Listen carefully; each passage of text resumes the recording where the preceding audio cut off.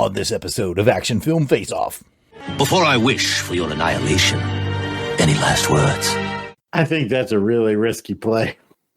To make it to the final four. I already bought the bomb. What am I going to do if I don't make it? Exactly. Y'all got to play harder. Let's go, Bucharest. Let's go.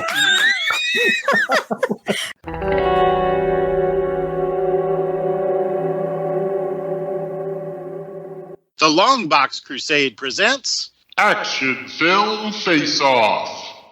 This episode, it's 2006 versus 1987. Two films enter. One film leaves. 2 men enter, 1 man leaves. 2 men enter, 1 man leaves. 2 men enter, 1 man leaves. 2 men enter, 1 man leaves. But it ain't about how hard you hit. It's about how hard you can get hit and keep moving forward. How much you can take and keep moving forward. That's how winning is done. Now, if you know what you're worth, then go out and get what you're worth. But you got to be willing to take the hit. Welcome back to Action Film Face Off, the show where two random years are selected. My brother brings an action film from one of those random years. I bring an action film from the other random year. Those two films do battle using a variety of criteria, and a champion will be crowned by the end of this episode. I am Jared Albrecht, the Death Probe. My co-host is my brother Jason the Weasel Skull. We are both military combat vets who take our action very seriously. I'm just kidding. We're not that serious about it. So let's have some fun. On this episode, we have what I suspect is a half-blind fire. I suspect my brother Jason and I have both seen Wanted Dead or Alive before, and this is our first go-around with Detonator of 2006. Correct, Jason? You nailed it. Yes, indeed. We're going to score each of today's films on a scale of 1 through 10 in 5 categories. Those categories are story, overall spectacle, best action scene, the hero, and the villain. And it's still not in that order. We're not changing it. Never, ever, ever. But we will have at the end of the deduction round, where up to 10 points can be subtracted from the film's total for whatever we determine is the low point of the movie. 10 points is a lot. I don't think we've ever. No, I feel like the most we've ever taken is like 2 or maybe 3. Maybe 3 if we really were on, if we had a bad day or something. Let's be honest. We could have taken a lot from the Temple of Skulls. Is that what it was? That's fair. Yeah, but we beat it up in the regular rounds. We did. It's like, you're just kicking it when it's down at that point. Anyways, thank you, Jason. And as always, we are joined by a sniper, and it is that time of the year. We have the quarterly return of Kathy. She is the quarterly returning sniper. Welcome back to the show, Kathy, a.k.a. the MVP. Hello, boys. And as always, our sniper has just 1 point to give in each category. They can sway the scoring by a total of 5 points. And Kathy, I notice every time I ask you, give me your top 3 whatevers, the listeners hear this very succinct list, all right? But what we know when we record is that it's very difficult on you. You take a while. I've decided to make your life easier and make my life easier as the editor of this show. And I got a question for you I think you're going to like, okay? Okay, let's hear it. I need you to know your favorite Rutger Hauer movie and your favorite Wesley Snipes movie. Oh, that is so easy. Thank you very much. Favorite Rutger Hauer movie is The Hitcher. Not bad. As featured on this program on a Halloween special a couple years ago. Yeah. And my favorite Wesley Snipes movie is To Wong Fu. No, I'm just kidding. It is Blade, of course. He'll also feature on Action Film Face Off. Excellent choices, Kathy. Now, before our two films enter the Videodome arena, we are thrilled to kick off this episode with special shout-outs to our Crusaders Club members. These are the fine folks who have joined our crusade. They enjoy early access to special Longbox episodes, priority seating to be guests on shows like Action Film Face Off. We've got some more guests coming up for you guys from the club in the episodes to come. In fact, spoiler alert, if everything goes well, next episode, we got a guest from Down Under. He likes trimmers. Trimmers from Down Under. We're not covering trimmers, though. Anyways, these are the folks reaping the benefits and giving some much appreciated support to the show.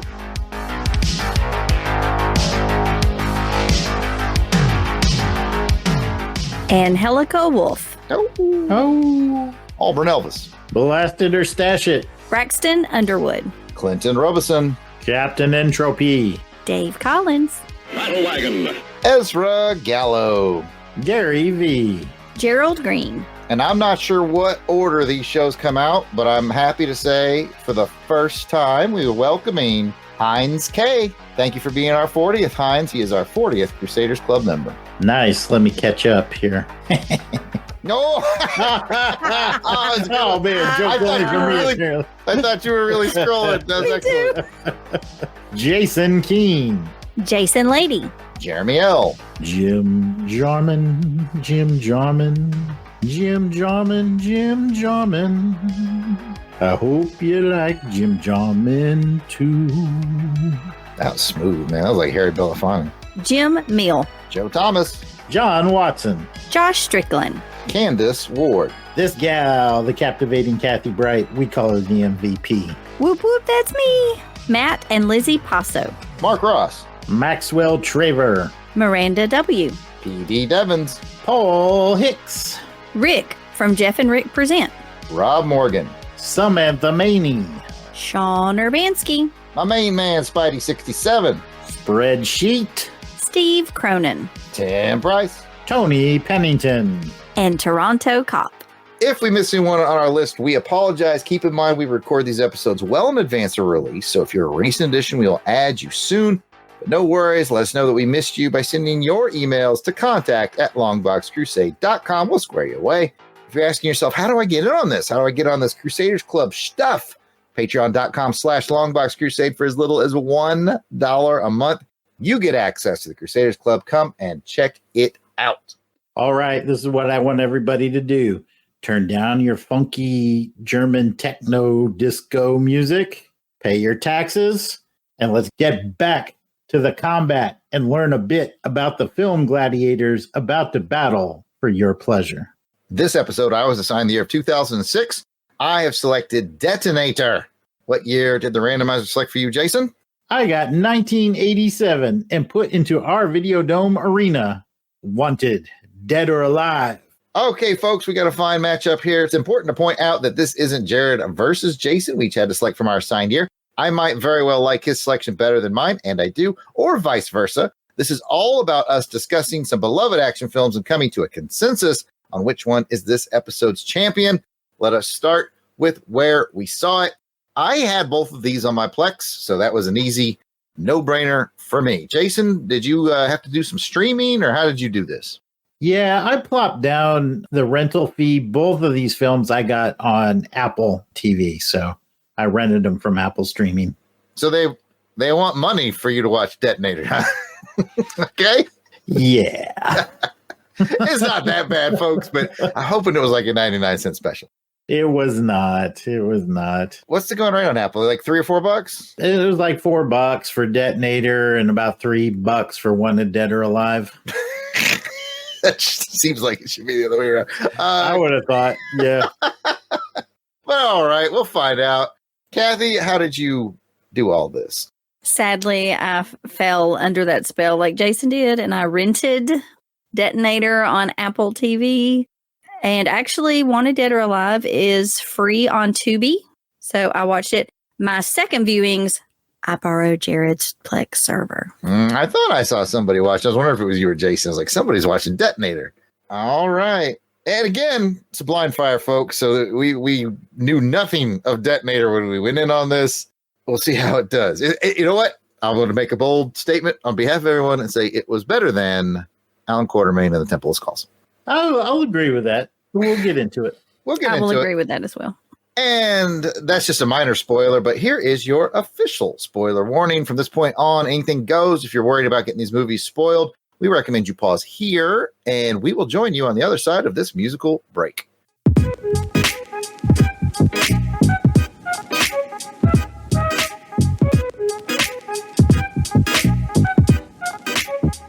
Okay, guys, we are back, and spoilers are about to fly. So let me jump in with some quick info on 2006 Detonator. A man is murdered. $30 million is missing. Now, Agent Griffith has one assignment. So where's my package? Deliver the witness alive. What the hell happened? This is standard professional assault on an agency safe house in the middle of the day. From now on, things go my way or no way. Never bring the dogs to my door. Why did they pick you to take me back? Because of my charm and sensitivity. I want to know how many of you are out there. One man ambushed all of you. The Detonator. Coming soon to DVD. Your cast and crew is as follows. It starred Wesley Snipes, is directed by Po Chi Long, and here's your synopsis. Sonny Griffith is a Homeland Security agent who must get a European mob witness out of Europe while it seems like everyone is hunting her, and Sonny can trust no one. I will give it to Kathy for the trivia. All right. Not a lot to go on here. The only interesting trivia I found, Sonny Griffith and Wesley Snipes share a birthday, but Wesley is 7 years older than his character. This film is a straight-to-video film that was shot in 49 days, even though it had an estimated $15 million budget. This film surpassed Blade Trinity's total revenue. Okay, that last part I might have made up. There was very little trivia associated with this movie. So you made up a lie to fill in Trivia Bullet 3, which I believe Jason did a long time ago. It's not, I mean, yeah. That might have been where I got the idea. Uh-huh. Uh-huh. All right. All right. And now I will give you good folks the rundown on 1987's Wanted, Dead or Alive.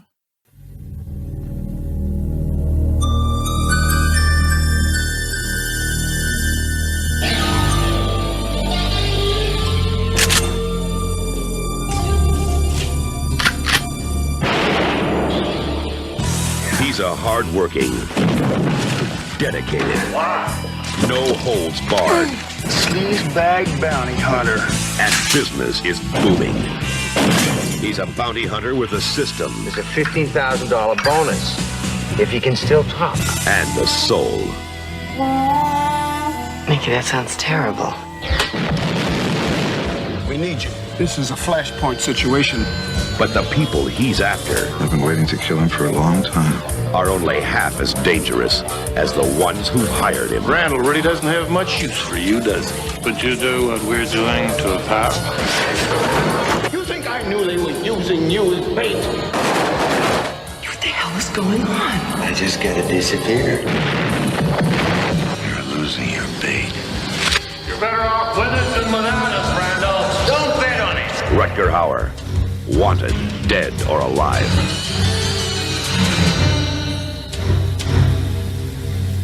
Cast and crew included Rutger Hauer, Gene Simmons, and Robert Guillaume, right? You mean Benson? Yeah, there you go. Yeah, Jared, I mean Benson. And it was directed by Gary Sherman. Synopsis goes a little something like this. Nick Randall is a former CIA operative turned bounty hunter. When international terrorist Malak al-Rahim comes to L.A. to rain terror, his former employer hires Nick to bring him in, dead or alive. When Malik has his lover killed, alive is no longer an option. All right, Kathy, take the trivia away. All right. There was a little bit more available on this movie. My first trivia nugget is Rutger Hauer's character was a descendant of the Josh Randall character played by Steve McQueen on the 1958 television series of the same name, Wanted, Dead or Alive. This That movie is awesome. We need to take a time. That is awesome. Yes. I need to absorb this a minute. I haven't seen it, so I don't know. I have, I think, several episodes on my Plex, I do believe. That is really cool. I didn't realize they had the same last name. That makes total sense. I love that.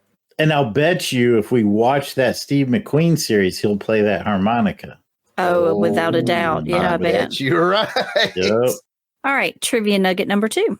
This movie is one of only a few that made use of an H&K 21E belt-fed machine gun.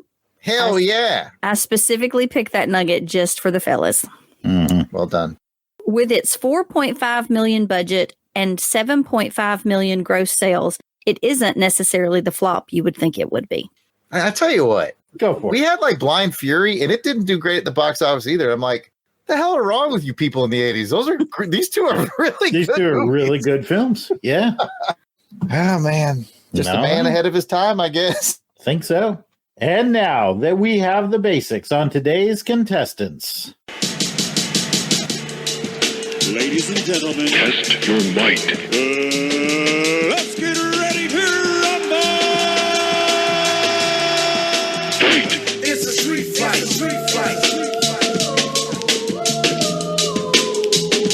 Yes. Good. Let the games begin. And speaking of games, let's talk about Match Game. We have 2 films, 5 categories. Jason and I can match up to 10 possible times. Place your bets now.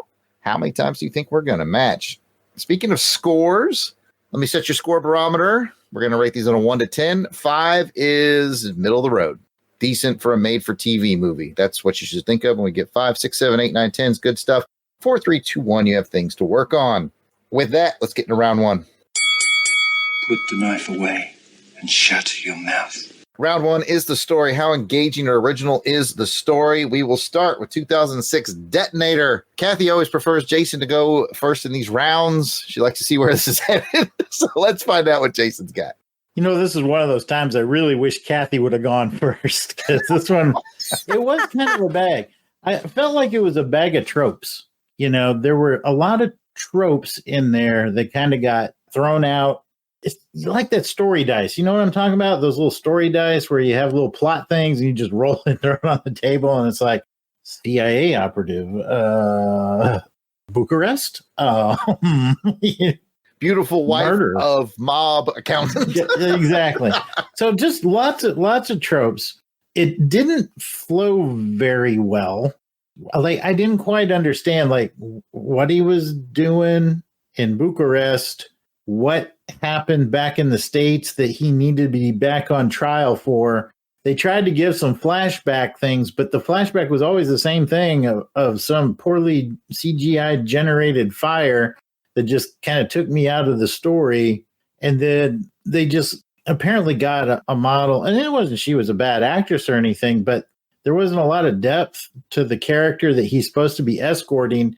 And I wasn't quite sure why he was escorting her anyway, because it seemed like he was in trouble, almost arrested at the beginning for trying to take down those arms manufacturers. And then he ends up getting back to the embassy and the CIA, and they're like, "You're a loose cannon on deck. I want you out of here. Get out. And but before you go, we need your help with something." Like, what? This makes no sense. You know, and then of course, you know, it's Wesley Snipes, so he's the one man that can save the woman. I don't know. And then every time he'd look at her and she'd move in that slow motion, like, oh, slow motion equal chemistry, I guess. And you know, so there just wasn't a lot that was working for me in this story. I see you want to say something. Go ahead, Jerry.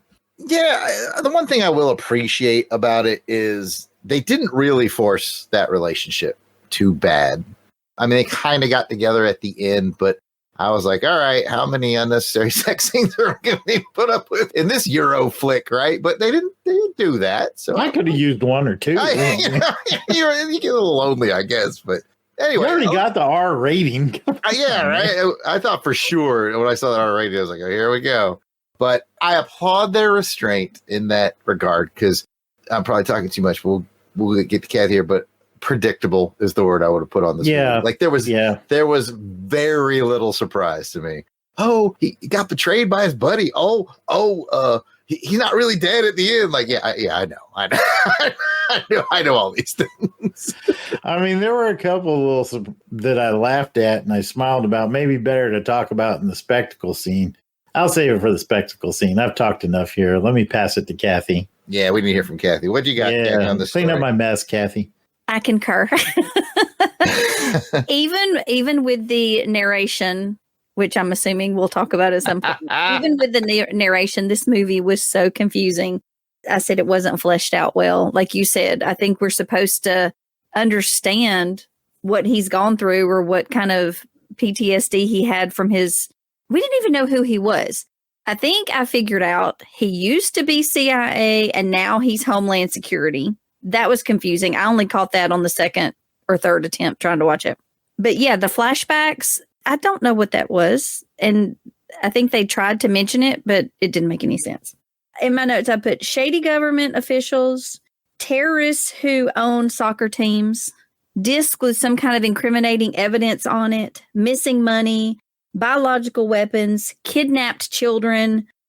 I have no idea what any of those have to do with the other. I'd actually forgotten about the biological weapon, but you're absolutely right. And where exactly was the detonator in this movie? Did anything actually detonate? Think a couple cars exploded, I guess. It was not done well. I'm sorry. We all love Wesley Snipes, but sometimes good actors make bad decisions. Because this was how much money did he owe? That's like, how much money did he owe? He couldn't turn this one down. Is he in Nick Cage territory? Are we in full Nick Cage territory at this point? I wonder. I saw something that said that the director did a couple of Seagal's last films, and the writer, I think, worked with Seagal on his last few films as well. So they were doing a little bit of a comparison to the two. Makes sense. All right. So, yeah, I think the best way I could put it to our listening audience is like, if I gave you the pieces of former CIA agent has to get a mob boss witness out of Europe and it's 2006 starring Wesley Snipes, you could guess pretty much all the little parts that they're going to put in that blender. The only thing I will add is there was a slight moment of what I thought was pretty decent storytelling, because they had the whole who can you trust angle, right? And at least they gave us 3 red herrings. They gave us like the IT guy, his buddy, and the boss, right? We all knew it was the buddy because it's always the buddy. But I like the fact that they spent a few minutes, like some dudes tried to kill the IT guy, like on the subway. And I thought, well, we're giving a little focus to this character, which may just be bad runtime. But I thought, this is interesting. We're kind of following this character around. So maybe this character, there's a little more to this, than I thought. So I enjoyed that watching it. It didn't really turn out to be a lot, but it was a neat diversion. It almost kind of felt like a Bourne movie, like a Jason Bourne movie, where you kind of watching these different pieces of the Intel puzzle. It's good you said puzzle, because I was about to say it's kind of like they had 5 puzzles. They mixed all the pieces together and just tried to come up with a puzzle, and it just didn't. Yeah, it was, understood. Let's shift gears to a movie that's also, I find a little complicated, but I'll let you guys talk about it. Wanted, Dead or Alive, 1987. Jason, what do you got? I like this one quite a bit better. In some ways, it was, again, a little formulaic, a little stereotypish, I guess, where you had Rutger Hauer. He's kind of the burned out former CIA guy that's making ends meet by moonlighting as a bounty hunter. It was a really good one, too, as we see from the very beginning of the film. Doesn't really like his job, doesn't really know what he wants to do, starting a new relationship, try to make a normal life, wants one last score so he can fix up his boat. And then it weaves in his past a little bit when he was a CIA operative and talks about this group of terrorists that he allegedly killed, missed one, and now this one has come to LA to do terrorist type things. The circle is now complete. The CIA come back to him as a bounty hunter to go and take this guy down and bring him in. So there were some complex moving parts in there a couple of times, but overall fairly simple plot, but engaging. And I think mostly it was the characters that really kind of carried it through. Rutger Hauer, always an interesting cat to me. Like we talked about earlier, Jared, don't know quite why he didn't become bigger of an action film type of star, but whatever he's in, he's quality.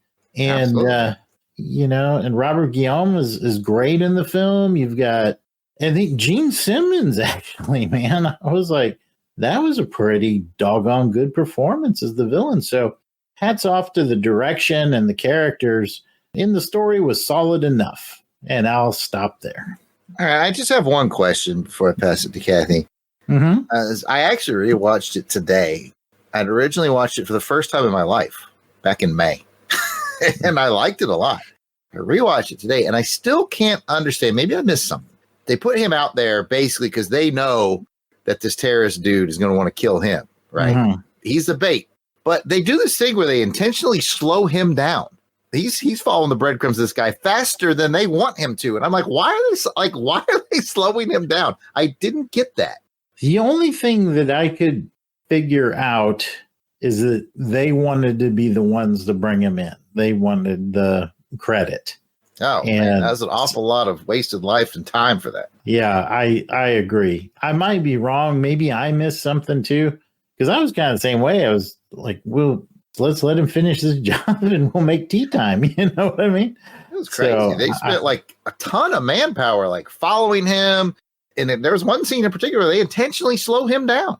Yeah. I was kind of confused on that too. And that's the only thing that made logical sense to me. I think I took it a little bit different. I guess I just assumed they were trying to slow him down because I thought they realized that he was on to them, like them being a part of like following him and all that. I don't know. I took it a little bit different, but now that y'all say that, it does make sense. I don't know why they took it. That's the only part I got confused about. But anyway, yeah, that's my best guess.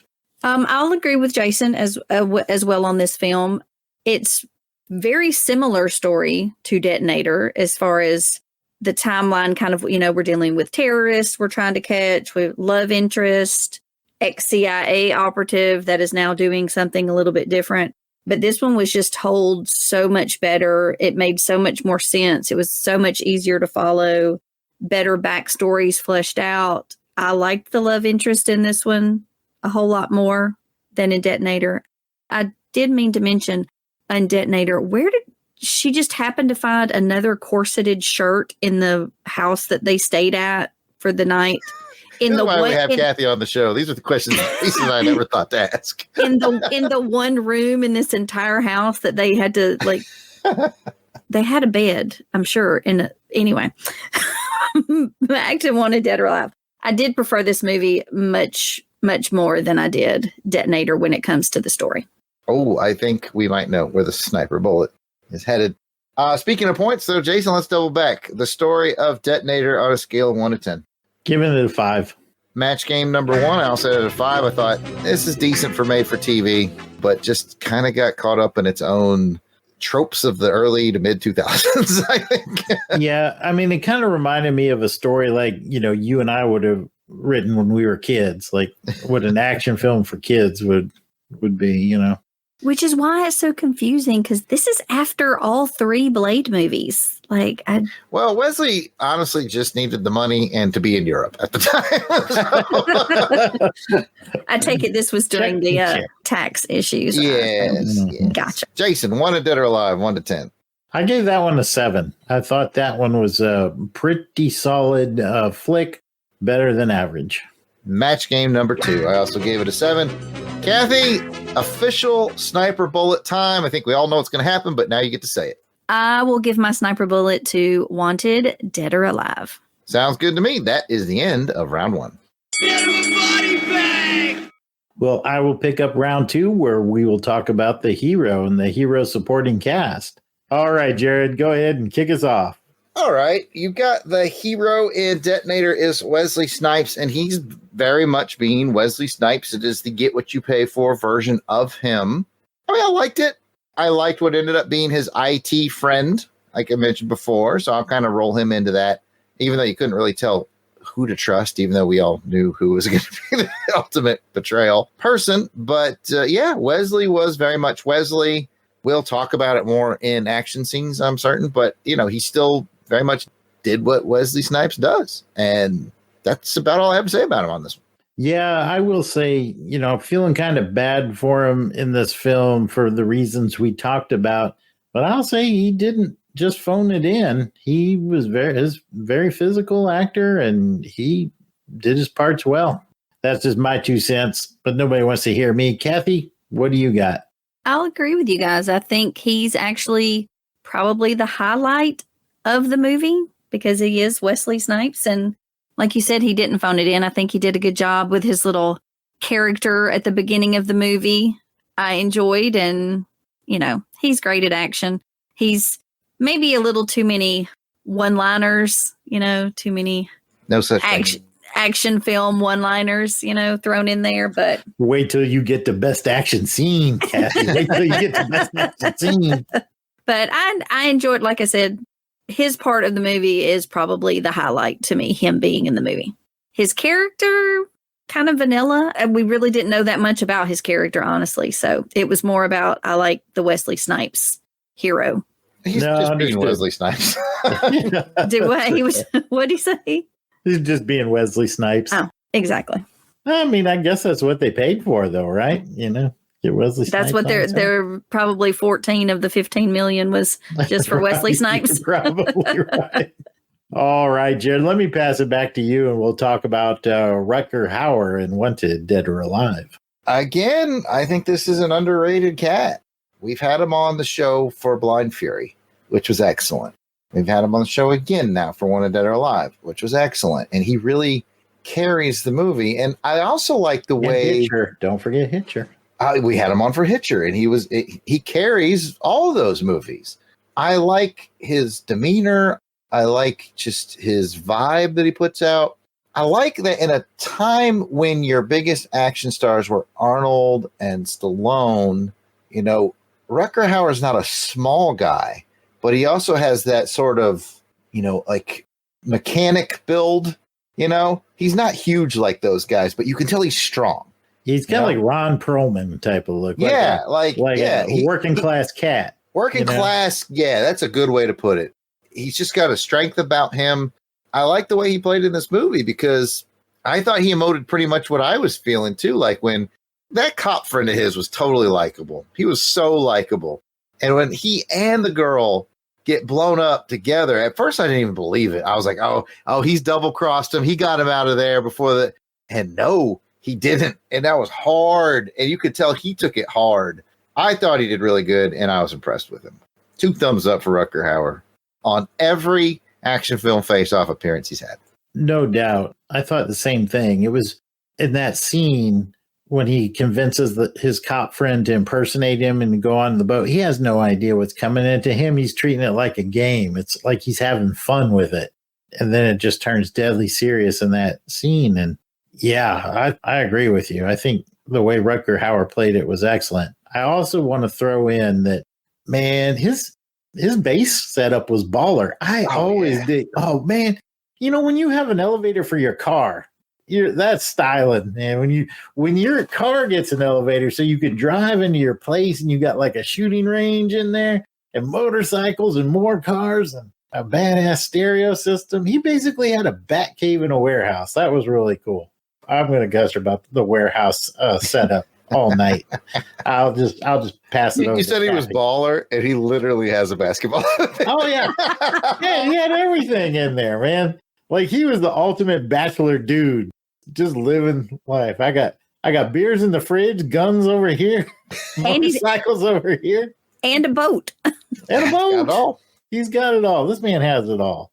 But anyway, Kathy, take it away. What do you got? He also has one of the most incredible mullets of the 80s. That man's got some good hair. I love Rutger Hauer. I agree with both of you guys. He's kind of an everyday hero. Like he makes a normal, like you said, an everyday kind of guy think, well, heck, I could do that too. He's understated, cool, calm. He's not out to get in fights. It's more about defense and protection than it is for just going out, causing trouble. I liked the soft side of him. Like I said already, I liked him and the stewardess together. Although I did know as soon as they said they loved each other, I'm like, oh shit, she's going to die. That's it. Yep. Gone. So, but I'm like Jared, I was like, he got them out. Like he had them on the side of the boat. Like he got out when he left and snuck off. I'm like, he got them off the boat. He got them off the boat. So that really hurt me when they took the friend and the girlfriend out. But I think he did a great job. It's so rare in movies that the bounty hunter and the cop genuinely like each other. And that's what made that cop so likable. Like they were buddies. That was pretty cool. Yeah. Yeah. They were obviously tight. He's riding around on motorcycles up there. It was pretty funny because his wife didn't know he had the motorcycle, so he can only really ride it around Rutger Hauer's house, you know? Donuts. Man, I like that guy. Why did he have to die? Okay, we need to score these things. Jared, what are you going to give Wesley Snipes for Detonator? I can't possibly give him that TV movie 5 because it's Wesley. So he's going to get his lowest score possible, which is a 6. Still fun to watch, but he was a 6 in this one. Match game number 3, because I'm right there with you. I didn't have it in my heart to give him a 5, and I don't think he earned a 5, to be honest. I mean, he did his job. He showed up. You could tell, you know, he's kind of punching the clock. They obviously didn't have him for reshoots because they had somebody dubbing him in the narration scenes and in a couple other scenes with dialogue that wasn't his. So that kind of throws you out of it. But as far as Wesley and the physicality, he was all there. All right. Rutger Hauer, wanted dead or alive. What are you giving him? Another strong performance for him. He's getting a solid 8 from me. I didn't quite get him up to the 8 level. Maybe I undersold him here. I landed on a 7 using the old, did I like him better than Roger Moore in A View to a Kill? Can't say as I did, but I can see where you would make that call. So we're a little different there. I was a little less lenient towards Rutger Hauer. But Kathy, you've got a sniper bullet to give. You can make up for my lack of Rutger love, or you can, give old Wesley a mercy bullet. This is the problem. I don't know. I don't know whether to make this part of the hero bullet or action scenes bullet, because I feel like Wesley just had more action to his character. Yeah, his martial arts are still on point, no doubt. Right. So I don't know. This one's the toughie. I have no idea. These are the hard decisions a sniper has to make. All right, Kathy, here you go. You've been kidnapped by terrorists. You're tied up in the basement. Which one do you want coming to save you? Oh, it's got to be Wesley. There's your answer. All right, Wesley, still the one. Well, I will wrap that up, put a bow on it, and pass it back to Jared. All right, let's go round 3. I have come here to chew bubblegum and kick ass. Round 3 is the villain. How menacing is your villain, and how memorable is your villain? How entertaining is your villain? Let's find out. With Detonator 2006, Jason, how did you like European Guy and his band of European guys? You know, I liked him. I think too. I'm going to say I'm going to score him a little higher than Wesley. What the what? Yeah. Yeah. I just thought the main bad guy, he was cool. He was crazy cool, like legit crazy. And that scene when he's out, like he's singing the national anthem, you can tell he's pumped. And it's like, this soccer game thing isn't just a front for him. It's like this weapons thing's a side gig. That's right. I got to win the damn championship. And then sell bombs. Here's what puts it over the top for me. His bald sidekick muscle guy, man. That scene where British guy thinks he gets out of the train, he's like, whoo, and he Kool-Aid Man's through the window. Yeah. Come on. Yeah, I actually yelled, oh yeah, when he came there. I was like, what? Like, he just busts through that window and takes him out. That is the kind of loyalty that dude commands. And he had a cool picture of Vlad the Impaler up on his wall. And the guy just was dripping menace, charm, charisma, all that stuff. I liked him. And like he freaked out the terrorist, bomb dealer. The guy's like, what is going on here? I just want my money, man. I just want my money. Take your bio bomb, you give me the money, and we get out. So I don't know. I kind of like this guy. I think this is kind of the high point of Detonator for me. I'll stop there, though. All right, kid. Okay, the villain in Detonator. He was not charismatic to me at all. I did love the scene where he took out the guy in his office. I did not see that coming when he impaled him. But anyway, well, he had the spear thing like right there. I think somebody's getting impaled on that spear thing in the scene. I guess I didn't think that far in advance, but that was pretty cool.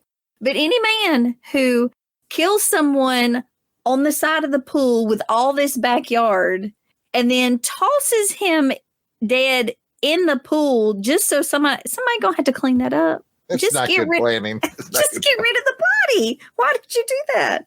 And the fact that he doesn't love soccer. We didn't talk about this, so it took me a minute to realize, because of how confusing this story is. He wanted to win the championship so he could get to the USA, because that's where he's going to bomb. That's where he's going to use these weapons. Didn't catch on to that at all. Yes, that's why he wanted to win the because the guy who was one of the CIA operatives that had Nadia, he said, "Why is the country with the worst football team have the best championships?" That's where the guy was trying to get to. I think that's a really risky play. To make it to the Final Four. I already bought the bomb. What am I going to do if I don't make it? Exactly. Y'all got to play harder. Let's go, Bucharest. Let's go.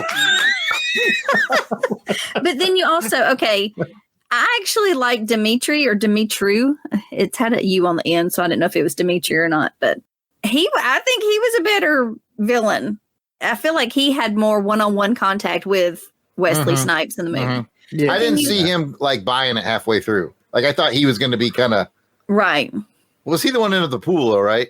Yeah, he was the one in the pool. I think so. Yeah, because they were by the pool a couple of times. He was by the pool early, didn't die, and then the next time he goes back to the pool, he died. Oh, listen, the production manager rented the house at the pool. They were going to get all the mileage they could out of it. True, but and then you also have the CIA.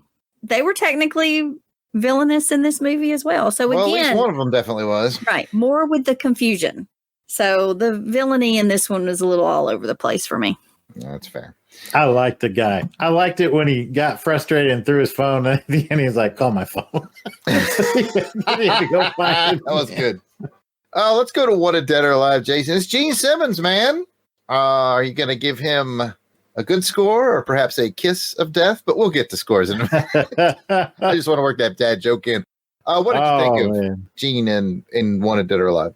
I thought he was pretty Detroit Rock City, man. I thought he was really good. I really did. I thought when I saw Gene Simmons, I thought, this could be a gimmick. I'd seen him in another movie. I think it was the one with Runaway with Tom Selleck. Yeah. One of my favorite movies.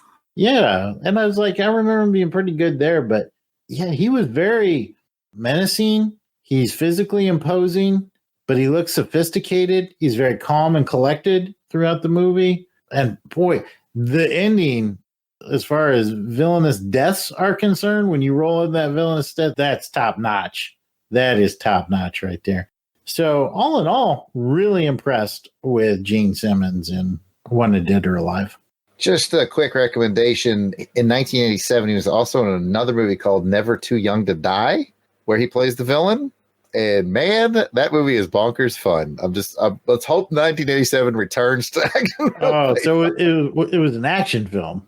Yeah, it was. It starred John Stamos and Prince's girlfriend Vanity and George Maurice Feldman Lazenby. What? Yes, and George Lazenby plays a very Bond-like character. What year was this? 87. All right. Well, it's also got Robert Englund. Let's cheat and get 87 next time.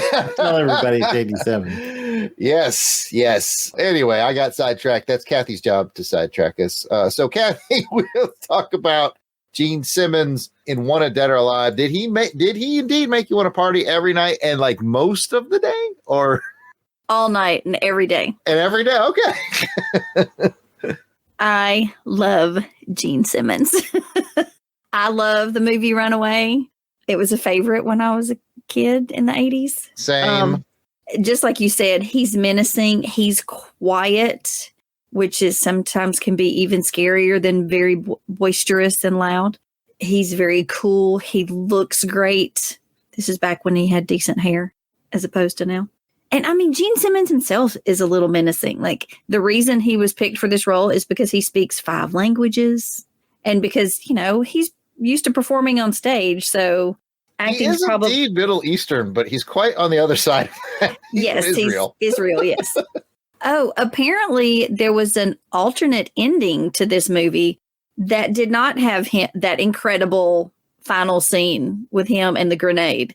And it just faded to black. I think with the grenade, his mouth faded to black. And then it showed Rutger Hauer, like, probably sitting on the bank of the the river, contemplating life. But yeah, no, that would not have worked for me at all.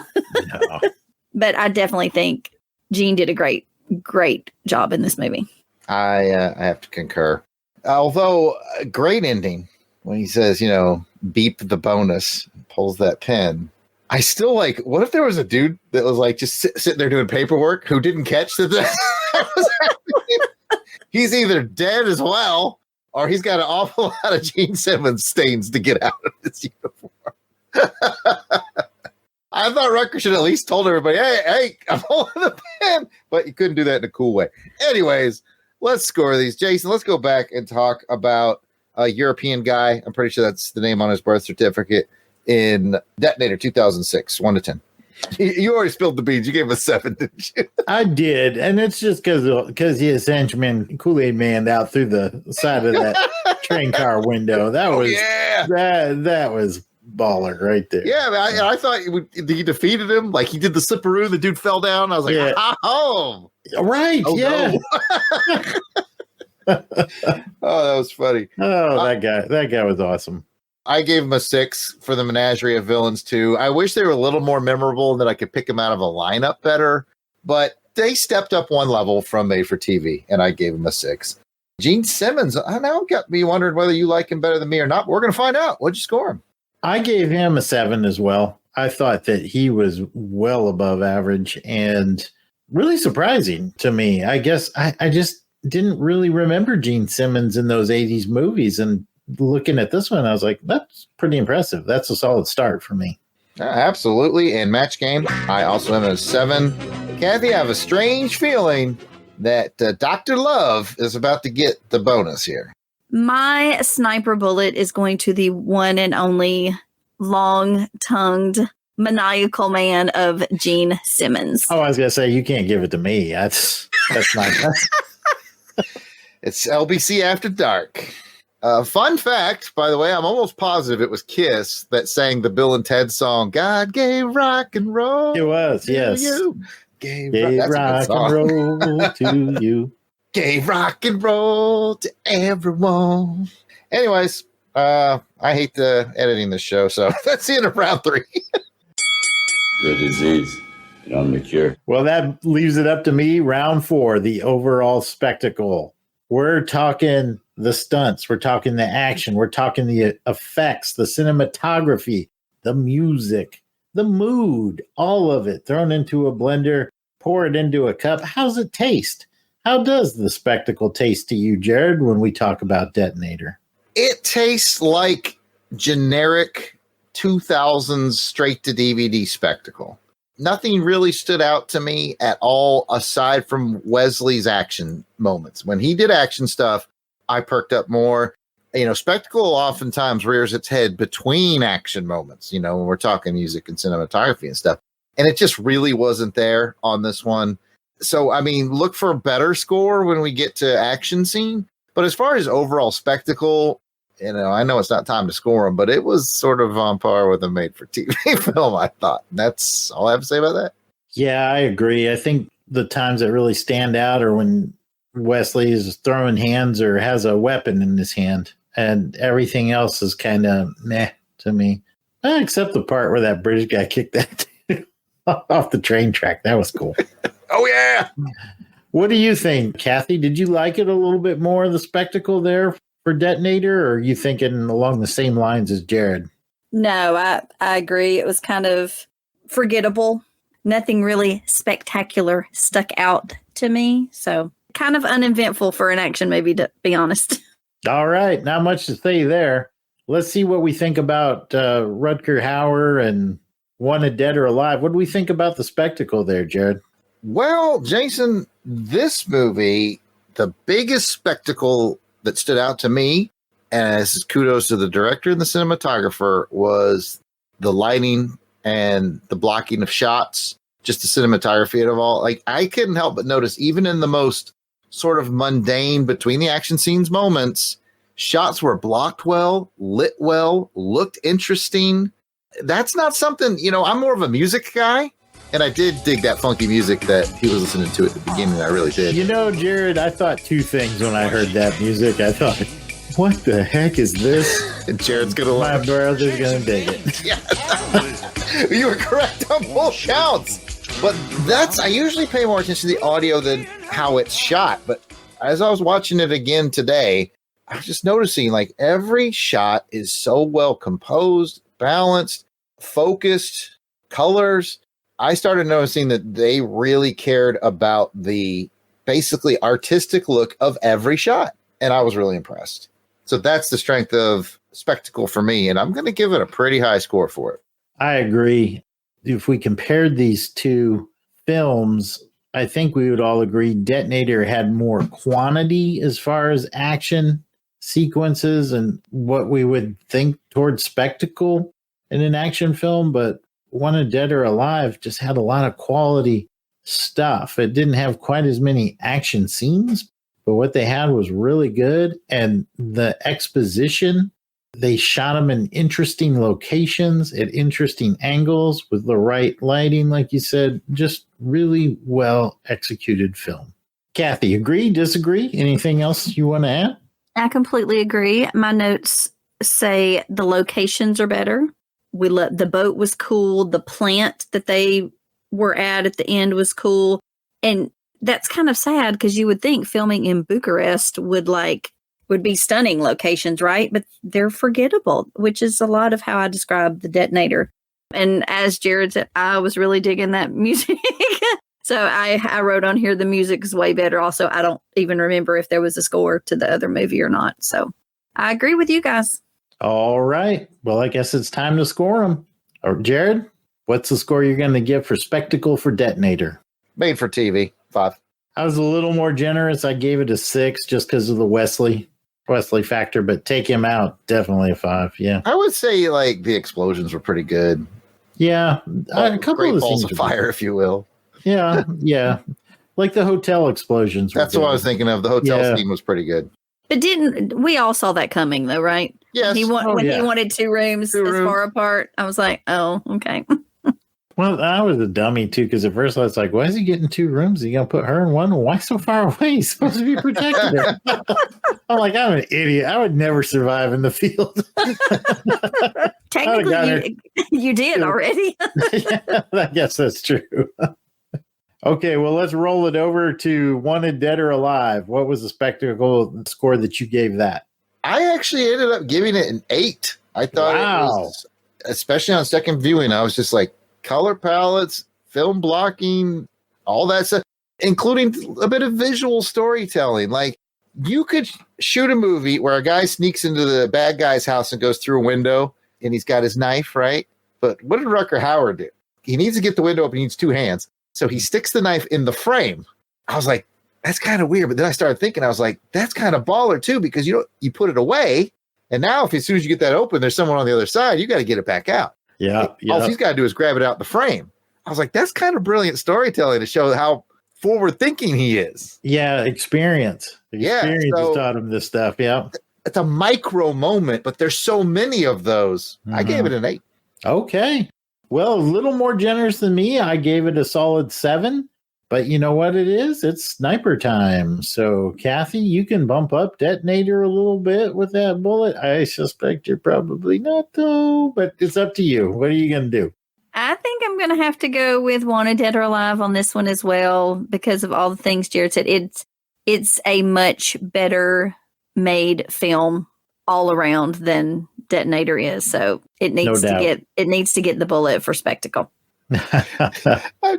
I just thought of those guys that they were putting it. I don't know where to fit this in discussion, but those terrorists that they were like literally putting the dudes in the drums.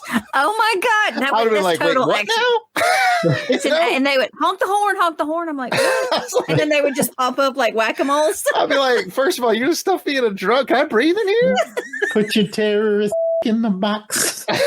Just like honk the horn, dudes be fussing out like, oh God. Hold on. Hang on a second. It's like, what if I get stuck in here? They're not going to find me. Right? And a bunch of these other ones are all filled with bombs. I'm not rolling with that. Come on. I think that should go in action scenes. It's got to be probably. Fun. I didn't know where to fit. It just occurred to me that I was like, who would sign up for that? But Well, I might have some things to say about that in the next round, but but before I get into that, I need to officially pass it back to you, Jay. All right. Well, that must mean it's time for round 5. Prepare to meet Kali in hell. Round 5 is best action scene, and my brother's going to give us a rundown of some of the highlight action scenes from each of these films. We'll talk about our favorites. We'll score them. You know how it works. Jason, let's start with Detonator of 2006. What you got? What were some of your favorite scenes that you brought with you to the show? Detonator, first action scene's the opening action scene at the soccer stadium, or what I call, here's a penalty kick to your nuts. Nice work. Red card. Yeah, that's right. Red card.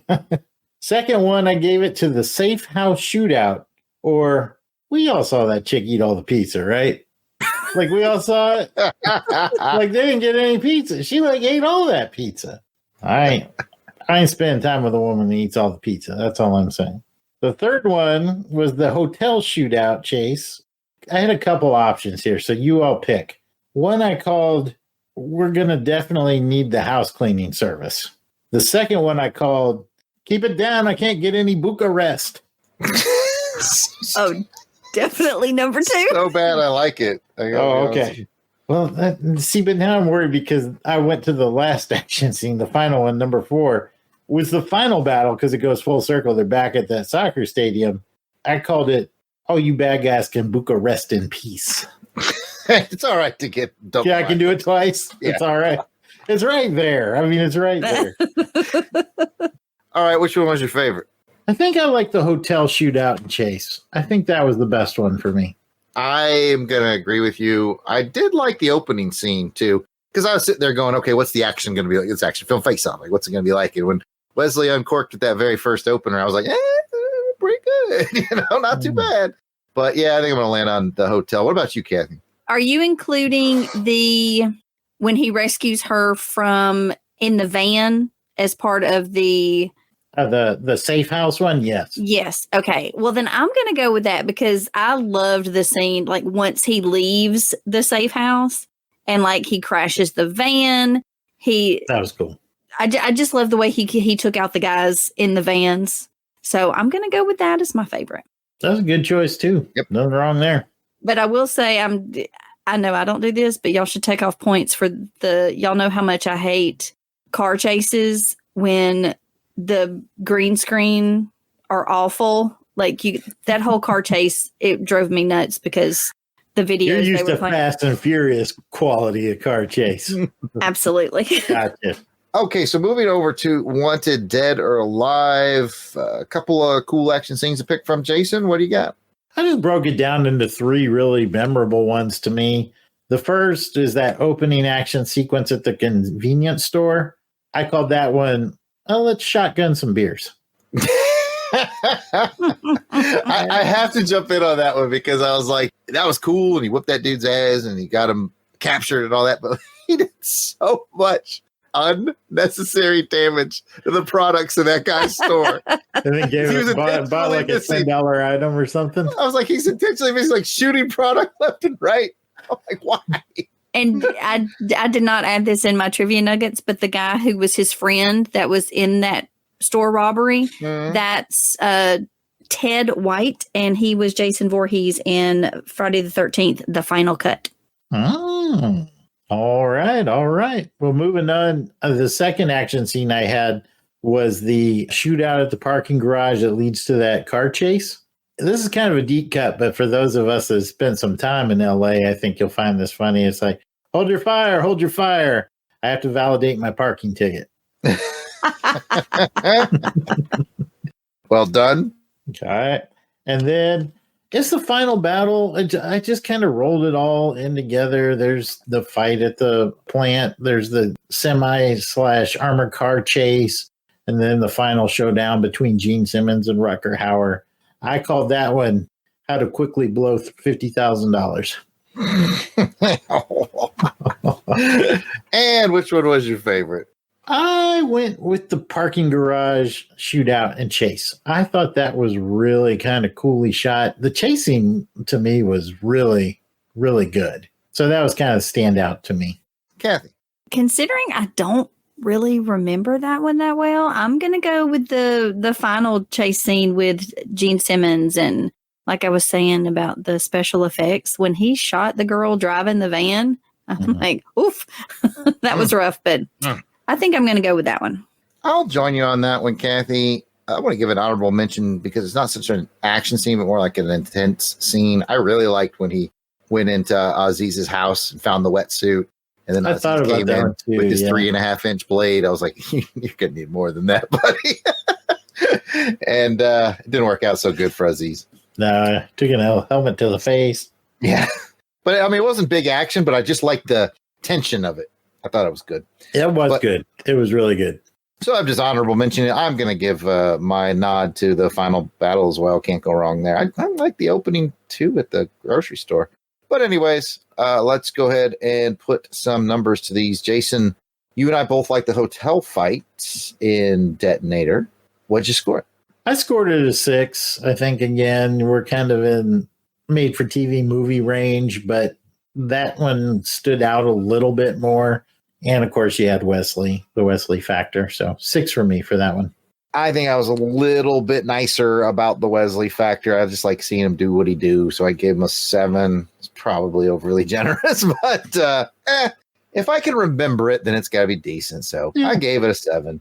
Over at Wanted, Dead or Alive, what did you give your favorite scene there? The car chase was well above average. I gave that one a 7. Match game. I think I'd probably give every action scene in that movie a 7, to be honest with you. So all we got left is for Kathy to tell us which movie she thought had better action scenes. Oh, this is another toughie. It is, because it's like, do you like sort of that martial artsy action, or do you sort of like that 80s cop thriller action, you know? And you know me, I tend to lean a little towards the martial arts. I don't know. I think Rutger Hauer he's actually a better villain even than a hero. He's that more menacing, or, you know, that, I don't know. I just feel like the word action, I think I've got to go with the Detonator. Nothing wrong with that. Wesley Snipes gets hired for these movies for a reason. That's right. It sure does. That's the end of round 5. What do? We die. Well, that just leaves round 6, and that, of course, is the round of the ridiculous, the deduction round. And Jared, are you going to take a point off of either of these movies, or more than a point off of either of these movies? I think I'm just going to take the 1 deduction to Detonator for the narration. I couldn't decide whether I want to get a -1 or a +1 because it was just, as soon as I started that movie, I think I texted one or both of you. I can't remember, but I was like, my favorite thing about this movie is the narration, which is completely supposed to be Wesley's character, but it's not his voice. It really sort of smacked of, they finished filming, they realized they had something of a confusing movie on their hands, and said a little narration might help. Wesley, will you do that? And he was probably like, no, or he was in jail, or I don't know, but he's on to the next movie or something. They clearly just went and just found some other guy convenient who shared some of the same characteristics of Wesley Snipes. Gotcha. A martial artist action film star? Exactly. Martial artist action film star. And then, like, not only did they use his narration, but he actually, like you said, I think he actually delivered the final lines that Wesley was supposedly saying as they drove off, and it didn't work. Although it was highly amusing, which is why I was torn between giving it a +1 for its audacity or a -1. I ended up giving it a -1. Just like, you would have been better off to leave out the narration, I think. Well, you can take another one off. Same reason for me. That really, oh man, a little more planning, I think, would have been good. If you got Wesley Snipes, come on, man, use that time. Make a good quality film. Use that time you have with him well. Which makes me wonder, I guess he had no input, or it just doesn't seem like he had any input or didn't care. No, I think he was paychecking it, to be honest with you. Yeah, same. I don't think he cared too much on that one. I was thinking about taking a point off for that music and Wanted, Dead or Alive. But if 2 of the 3 of us liked it, I guess I'll leave that one alone. That's good stuff. You know, Kathy, you don't officially get to take any points off, but I'll let you air some grievances and see if you have anything. Maybe Jared or I will pick something up if you've got a grievance we missed. I think it's little trivial things that I kind of already mentioned. The detonator probably had more, like, what the F? When they were staying in that house overnight, why are they doing everything in the living room? What, that house, no one was living in it. Why was there food in the house that they were able to cook? Why were they going to have sex? Why was it on the living room floor? If there's living room furniture, there's got to be a bed somewhere in the house. I don't get it. And the one outfit she picks out, why was there a rack of clothes in the living room? That's a fair question as well. And I thought it was some European stuff. I don't know. And again, she was wearing a corseted top that was, obviously as small as possible. That's exactly what she found in this house. Oh, luckily they wear the same size and wear the exact same style clothes. Right. My bra still pokes out. And then, of course, I already mentioned the green screen work with the car chase scenes. I don't think I really had any grievances with Wanted Dead or Alive. Maybe a little more Gene Simmons because, we talked a lot about him, but he really didn't have a whole lot of scenes compared to, Rutger Hauer. But that's true. It. He's got a very charismatic and somewhat imposing presence. I don't know, maybe they just wanted to, let's not push it too far with the acting. Let's just rely on that presence. I don't know. Just a guess there. I see Jared's calculating scores, though. I suppose that will bring us to the end of our official rounds. Mm-hmm. Okay, folks, don't worry if you haven't been keeping up with the math at home. We do that for you at Action Film Face Off, checking in on match game 1, 2, 3, 4, 5 matches for Jason and I. So if you guessed right down the middle at 5, then you guessed right. Sniper bullets. Kathy ended up giving 3 of her 5 to Wanted Dead or Alive and 2 to Detonator. And looking at the judges' scorecards, the winner of this episode of Action Film Face Off with a score of 75 to 59 is Wanted Dead or Alive.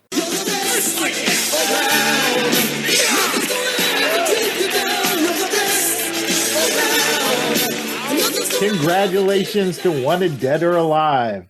Now, let's head over to the randomizer and find out what the years are going to be for the next episode. My brother Jared will be pulling a film from... Choose your destiny.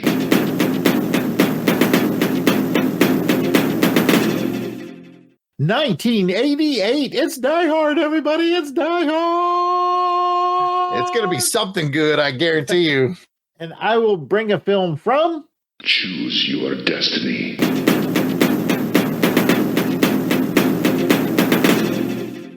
2011. Detonator 2. Woo. Woo. Recharged. What will those films be? Well, we'll tease them on social media for those of you who want to watch before listening. And we're thinking of you, Dave.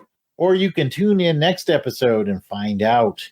Until then, I'm Jason Weasel Skull Albrecht, and you can find me on social media at Jason Albrecht on Instagram and Threads. And you can find me, Jared Albrecht, the Yard Sale Artist, a.k.a. Death Probe, at Yard Sale Artist. Twitter, Facebook, Instagram. It's all at Yard Sale Artist. You can check out my artwares at www.theyardsaleartist.com. Kathy. I can be found on social media, Twitter, Instagram, YouTube, Snapchat, at AUKathy2418, and that is Kathy with a K. Excellent. Be sure to check out all the shows under the Longbox Crusade umbrella by subscribing to Longbox Crusade on your finer pod catchers and on YouTube. Or you can check us out directly at www.longboxcrusade.com.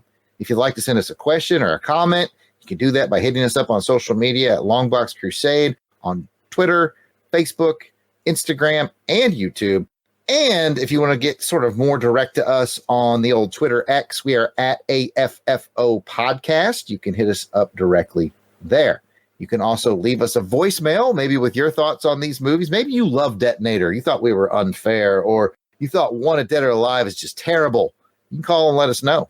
707-532-5269. 707-532-LBOX. Pick up the phone.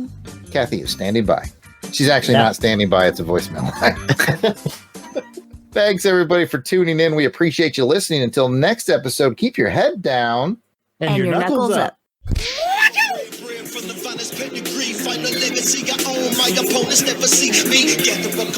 intro and outro theme to this show and all of our Action Film Face-Off shows are done by musical genius Joe November. Check out his SoundCloud at JOSEFLIN99. You will not regret it.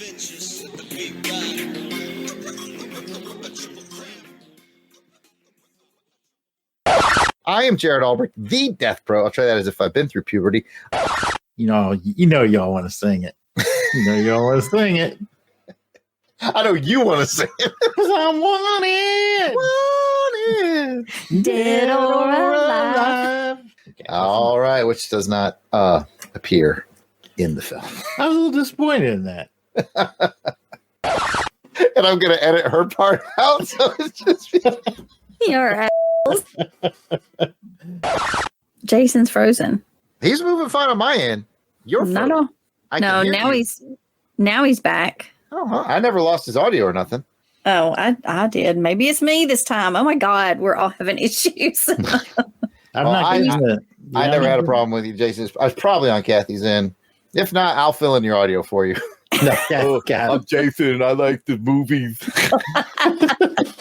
do like the Wesley Snipes. The narration. And by the way, the song I kept thinking is I was made for loving you, baby. You were made for loving me. Okay, I had to get that out there. 'Cause wanted. Dead or alive. You're supposed to let me finish it off. Okay, let's try again. Oh, wait, that didn't sound good. That didn't sound good. Never mind.